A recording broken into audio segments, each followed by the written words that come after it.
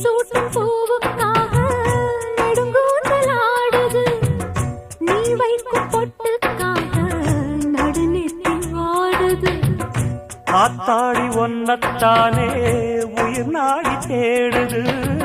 காவேரி எங்கே போகும் கடல் வந்து கூடுது. அந்திப் பொழுதில் தென்னங்கிளையில் தென்றல் கூத்தாட மையை எழுதி மஞ்சள் குருவி கையை கோத்தாட அடங்காத ஆசை கொண்டு நானும் போராட. உனக்கென பிறந்தவ ரெக்க கட்டி பறந்தவ இவதான். என விட உனக்கு இங்கு மனசுக்கு பிடிச்சவ எவதான்.